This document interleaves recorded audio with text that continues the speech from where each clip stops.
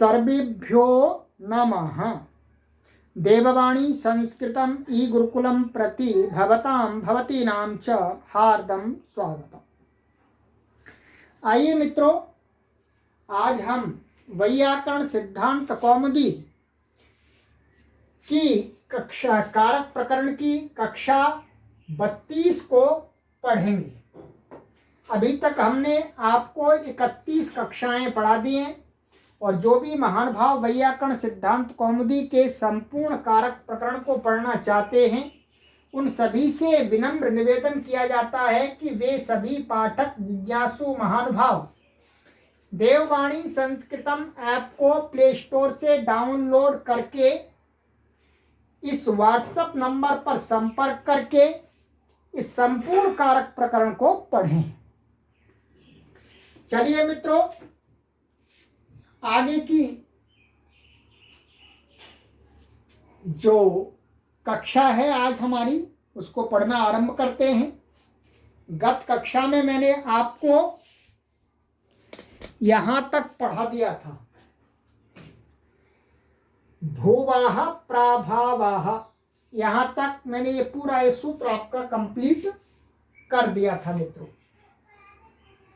आइएगा यहां से आगे आप कुछ इसी प्रकरण में आचार्य भट्टोजी दीक्षित महाराज जी आचार्य कात्यायन के वार्तिकों को आरंभ करते हैं। ये वार्तिक है आपका ल्यप लोपे कर्मण्यधिकरणे च। क्या है? ल्यप लोपे कर्मण्यधिकरणे च। इसका अर्थ है कि ल्यप के लोप होने पर, ल्यप माने ल्यप प्रत्ययांत जो शब्द है उसके अप्रयोग होने पर वाक्य में उसका जो कर्म होता है, अर्थात ल्यप प्रत्ययांत जो शब्द है अर्थात धातु क्रियापद है, उसका अप्रयोग होने पर उसका जो कर्म है अथवा जो अधिकरण है उस में भी पंच अपादान संज्ञा कहनी चाहिए। उसकी भी क्या कहनी चाहिए? अपादान संज्ञा कहनी चाहिए, अर्थात उसमें भी पंचमी विभक्ति कहनी चाहिए। तो ल्यप लोपे कर्मण्यधिकरणे च। अब उदाहरण देखिएगा।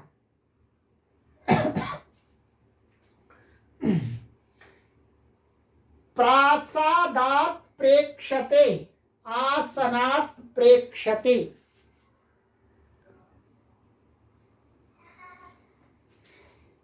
तो प्रासादात् प्रेक्षते और आसनात् प्रेक्षते माने प्रासाद पर महल से देखता है और आसन से देखता है। इसका वास्तविक अर्थ क्या है?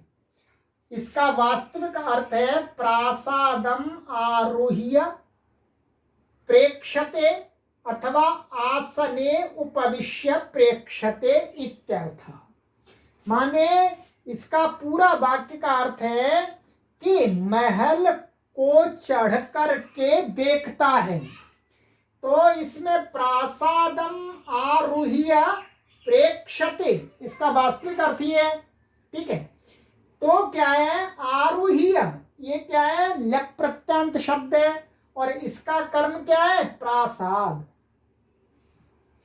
प्रासाद इसका कर्म है मित्रों। तो और क्या है? प्रासादात कर्म होने पर क्या है? प्रासाद, जो प्रासाद से देखता है तो प्रासाद पर चढ़ करके देखता है। तो कर्मणि द्वितीया से इसमें द्वितीया प्राप्त हो रही थी, तो उसका अपवाद कहा वार्तिक कि भाई यहाँ द्वितीया नहीं होगी, यहाँ पर क्या होगी? ल्यप लोपे कर्मण्यधिकरणे च पंचमी विभक्तिर्भवति। पंचमी विभक्ति होगी यहाँ पर। तो लेवंत शब्द के अप्रयोग होने पर उसका जो कर्म है उसमें पंचमी होती है। तो प्रासादात प्रेक्षते में प्रासादात में पंचमी हो गई। ऐसे आसने उपविश्य प्रेक्षते, माने आसनात प्रेक्षते का अर्थ है आसन पर बैठ करके देखता है। तो आसन क्या है? उपविश्य का अधिकरण।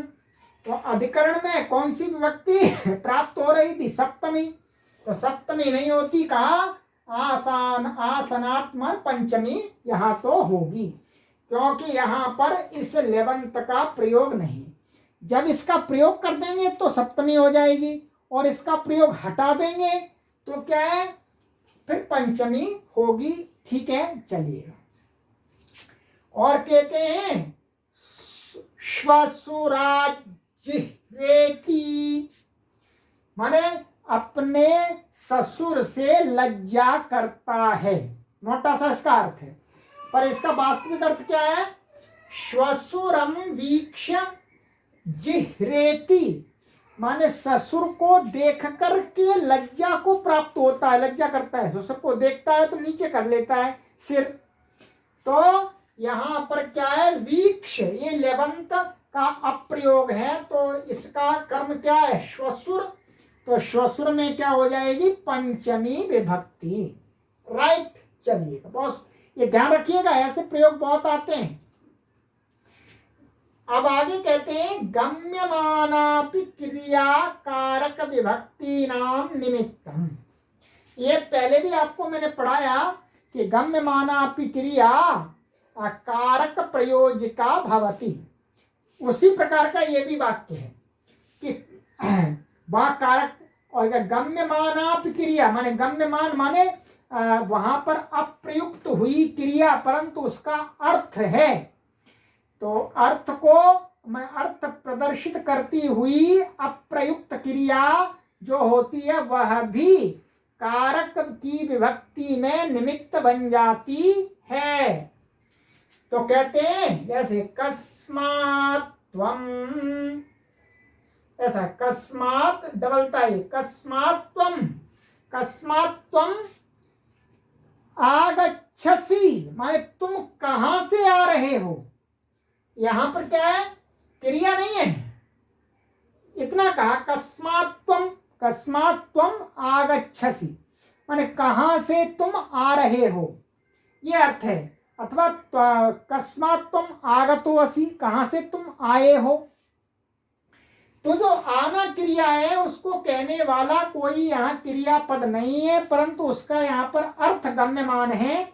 इसलिए आगमन क्रिया का ये कस्मात्, ये कारक बन जाएगा, अपादान कारक। अपादान कारक बनने से इसमें क्या हो जाएगी? अपादाने पंचमी से पंचमी हो जाएगी।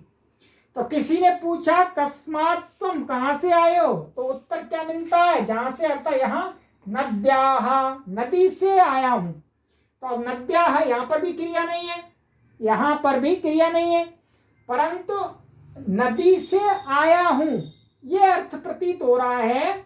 इसलिए यहां पर नद्याः की भी, नदी की भी अपादान संज्ञा हो गई, और अपादान संज्ञा होने से पंचमी विभक्ति हो गई। सरल है, बिल्कुल कोई परेशानी नहीं है, ये आप समझ जाएंगे। इतना तो आपके अंदर प्रौढ़ता उत्पन्न हो गई है।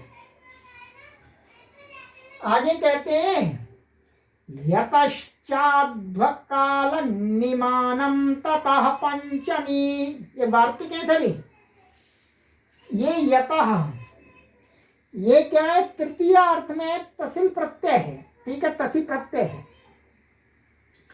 तो कहते हैं इसका अर्थ है अध्वा माने मार्गवाची और कालवाची शब्दों का की अवधि को बताने वाली, माने मार्ग की अवधि को बताने वाले और काल की अवधि को बताने वाले जो शब्द होते हैं उनसे भी पंचमी विभक्ति कहनी चाहिए।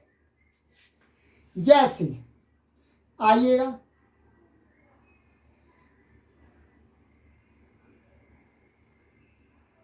ये हुआ, ठीक है। और इसी के साथ में अभी उदाहरण आगे देंगे, ये उदाहरण देंगे आपका यहाँ पर। जैसे वनात् ग्रामो योजनम या योजनेवा कार्तिक्या आग्राहयणी मासे, ठीक है। ये आपकी पुस्तक में आप देखेंगे, अपनी पुस्तक में स्पष्ट लिखेगा, यहाँ थोड़ा सा प्रिंटिंग मिस्टेक है। तो अब देखिए इसके साथ में एक वार्तिक और है, एक वार्तिक और है, वो अर्थ उसका क्लियर हो गया। अभी उसको उदाहरण घटाएंगे। कहते तदयुक्ताद अध्वनः प्रथमा सप्तम्यौ, ये सप्तम्य लिखा हुआ है, ठीक है, ये क्या है, सप्तम्यौ, ठीक है। इसका अर्थ है कि तदयुक्तात् अध्वनः मीन्स जो क्या है, तद माने जो अभी पंचमी कही है, और अवधिवाची शब्द से जो पंचमी कही है उससे युक्त होने पर जो अध्वावाची शब्द है, मार्ग को कहने वाला शब्द है, उसमें प्रथमा और सप्तमी विभक्ति भी कहनी चाहिए। ये मार्गवाची शब्द के लिए कह दिया, अध्वावाची के लिए, ठीक है। देखिएगा, और इसी से संबंधित कालात् सप्तमी च वक्तव्या, और इसी जो ऊपर कहा है कि काल की अवधि बताने वाले शब्द में पंचमी होती है, तो कहा उससे युक्त होने पर काल की अवधि को बताने वाले शब्द में पंचमी विभक्ति होगी, और उसके साथ ही जो कालवाची शब्द प्रयोग होगा उसमें सप्तमी कहनी चाहिए, ठीक है। अब आ जाइए, तीन वार्तिक हैं, तीनों का ये उदाहरण बनेंगे। वनात् ग्रामो योजनम योजने वा, कह रहे गांव, वन से गांव एक योजन दूर है, इसका अर्थ ये है, माने गांव क्या है, वन से एक योजन दूर है, तो एक योजन दूर है गांव, तो अवधि कहां से ली हमने, कहां से एक योजन दूर है, योजन का अर्थ है एक मार्ग की लंबाई, वर्तमान में किलोमीटर आदि चलते हैं, माइल्स आदि चलते हैं, प्राचीन समय में योजन आदि चलते थे, क्रोश योजन आदि। तो ये वनात माने गांव की ये एक योजन जो लंबाई है, मार्ग है, उसकी अवधि हमने क्या निश्चित की, वन, वन से, तो वन में क्या हो गई, पंचमी विभक्ति, और उस पंचमी से युक्त जो अध्वावाची शब्द होगा वाक्य में, उसमें क्या कहा, प्रथमा और सप्तमी, तो योजनम और योजनेवा, सप्तमी हो सकती है, प्रथमा हो सकती है, सप्तमी हो सकती है, कुछ भी आप कर सकते हैं। तो ये वाला वार्तिक घट गया इसमें। अब कालवाची से कार्तिक्याः आग्राहणी मासे, तो क्या आग्राहणी जो पौर्णमासी है उसकी अवधि ली कि कौन, जो आग्राहणी जो पौर्णमासी है वो कौन सी पौर्णमासी से, तो कहते हैं कार्तिक्याः, कार्तिक मास की जो पौर्णमासी है उस पौर्णमासी से आग्राहणी, ये काल को बता रहा है, समय को बता रहा है, मास को। तो आग्राहणी जो पौर्णमासी होती है उसमें एक मास का बीच में डिस्टेंस होता है, अर्थात कार्तिक के बाद में मार्गशीर्ष आता है, अर्थात आग्राहणी पौर्णमासी आती है। तो माँ से कालवाची है, तो इसलिए क्या इसमें तो सप्तमी हो गई इससे, और अवधिवाची में क्या हुई, कार्तिक क्या हमें पंचमी विभक्ति, ठीक है, सरल हुआ। चलिए, ये वर्तमान में अभी उदाहरण इतने ज्यादा उपयोगी नहीं है, परंतु प्राचीन काल में उस समय जब संस्कृत का प्रवाह चल रहा था, सभी चीजें संस्कृत में ही व्यवहृत होती थी, तब इनका बहुत इम्पोर्टेंस था। और अब भी इम्पोर्टेंस इसलिए है क्योंकि हम संस्कृत व्याकरण को पढ़ रहे हैं, तो हमें संस्कृत का इतिहास, संस्कृत के ग्रंथ पढ़ने हैं, तो उनमें ये शब्द भरपूर मात्रा में हमें मिलते हैं, तो हमें वहां पर ये ग्रामर काम सहयोग देती है। तो मित्रों, आज की कक्षा में हम इतने वार्तिकों को ही पढ़ते हैं। आगे का ये जो सूत्र है, ये बड़ा सूत्र है, इसको हमें एक कक्षा में कवर करना पड़ेगा। चलिएगा, तो आज के इन वार्तिकों को आप अच्छी प्रकार से स्मरण कर लीजिएगा, समझ लीजिएगा। इन वार्तिकों का बहुत ही प्रयोग है, और कोई भी आपको संस्कृत का जानकार यहाँ पूछ सकता है, ठीक है, इसलिए आप पक्का कीजिएगा इसको। चलिए इस कक्षा को यहीं विराम देते हैं, और जो भी महान भाव वैयाकरण सिद्धांत कौमुदी के संपूर्ण कारक प्रकरण को पढ़ना चाहते हैं वो सभी महानुभाव इस ऐप को डाउनलोड करें आज ही प्ले स्टोर से। ये यूनिक ऐप है, यहाँ पर संस्कृत भाषा को सीखने के लिए और संस्कृत का जो व्याकरण के कोर्स बनाए जा रहे हैं। और अधिक जानकारी के लिए आप हमसे संपर्क करें इस व्हाट्सएप नंबर पर। अस्तु सर्वेभ्यो नमः।